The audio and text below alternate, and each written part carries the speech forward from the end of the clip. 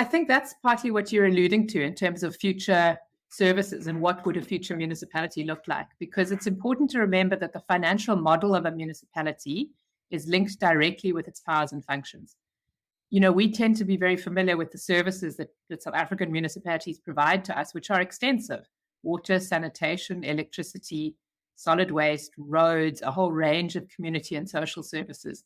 It's not the case. That's not the case around the world. If we look around the world, different municipalities perform different mixes of functions. Some of the functions that South African municipalities provide are provided by national entities or provincial entities or private sector elsewhere in the world. So I think if we're talking about a new financial model for municipalities, that's got to be linked to relooking powers and functions and thinking about what it is that municipalities do.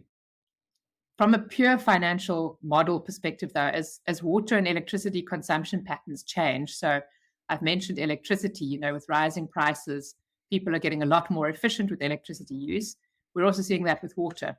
After extensive droughts all over the country, we're seeing people shifting their relationship with water use quite substantially. And so municipalities are definitely going to need to shift away from revenues based on the consumption of services. The moment we pay for our electricity per kilowatt hour consumed, we pay for our water per kiloliter consumed, and that's probably going to have to change. Municipalities are going to have to rely more on fixed charges or property rates or potentially some other new revenue sources that are delinked from the volumes of services consumed. So that's the first thing that I think does need to change in the municipal financial model. The other key question is always the extent to which municipalities should generate their own revenues, as opposed to being funded through national grants and transfers.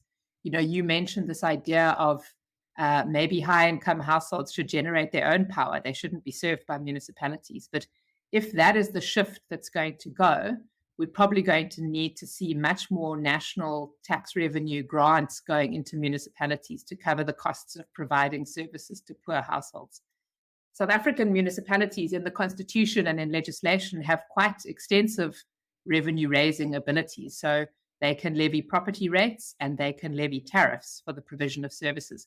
And those local revenues are a good thing because they increase local accountability. So they encourage that financial accountability relationship with the municipality. I think I would be hesitant about shifting away from local revenues too much and getting to municipalities being purely grant funded.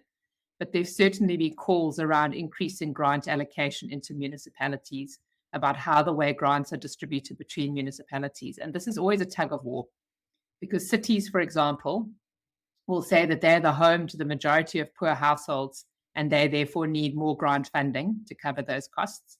But rural municipalities will say, well, they have no revenue base, they can't generate their own revenue, so they need the grant. So as long as an economy is stagnant and we only have a certain amount of grant funding to go around, it's going to be a tug of war, because giving more grants to one municipality means taking grants away from the other. So I think around the municipal financial model, it's about thinking about what it is that municipalities do, the extent to which their revenues are consumption-based, which is no longer sustainable, and then also always around to what extent should they be self-funding and to what extent should they be funded out of the fiscus through grants or transfers of some other sort.